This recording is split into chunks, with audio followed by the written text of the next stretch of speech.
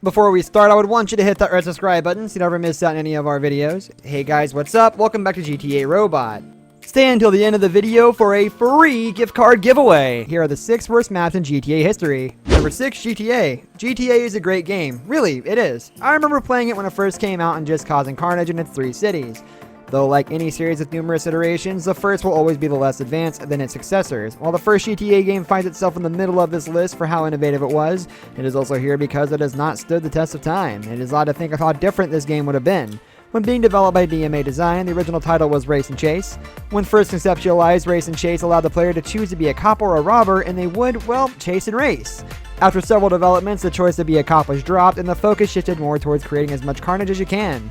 The developers finally decided on what will become the iconic name, Grand Theft Auto. Let's face it, could you imagine getting excited for Race and Chase 6? ठीक है, यहाँ से right ले लिया. अब मेरे को पहले सीधी भगानी है. अब मैं रोकूंगा ही नहीं भाई. तेज चलाने सीखनी है गाड़ी, मेरे को स्लो चलाने में बिल्कुल. Number 5, GTA London 1961. The second of the GTA London expansion pack falls into the last place, simply for doing little to add to what GTA London 1969 had already brought to the table. The game engine, map, and sprites are identical to its predecessor. It's apparent that the release was created to tide over gamers waiting for a true sequel to the first game. It is clear as to why it was a freeware title, as it would have been insulting to pay for a near carbon copy of GTA London 1969. As much as we love the game's satire, GTA London 1961 was a stale entry to the GTA franchise, and even Rockstar Games seems to acknowledge this, given that they barely ever reference the game at all.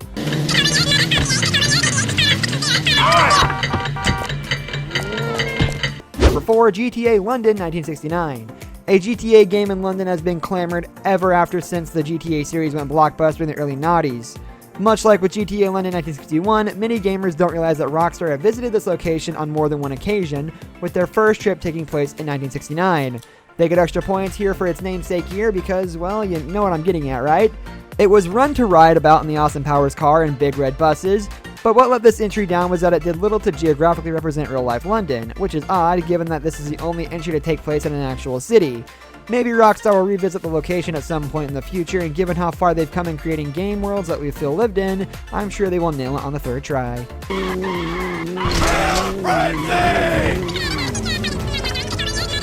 Number 3, GTA Liberty City Stories. Liberty City Stories started life as a PSP title and was eventually ported over to the PS2.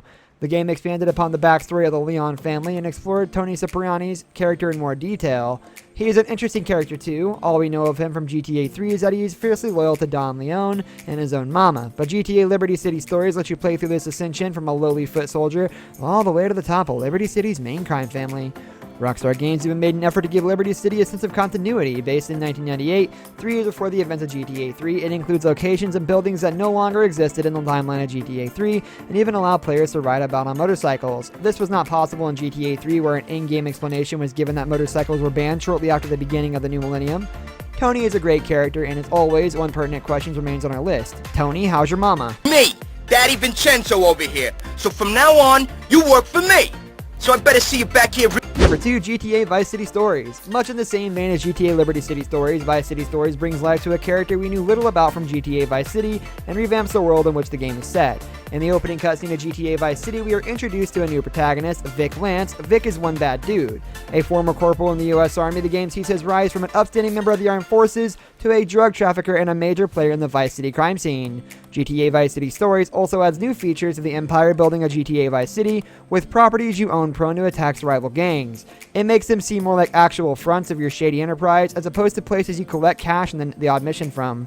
Much like GTA Liberty City Stories, it is interesting to have run-ins with major characters from GTA Vice City and see how life was for them before Tommy Vercetti came along and, much like Vic, ended up dominating the criminal landscape of Vice City.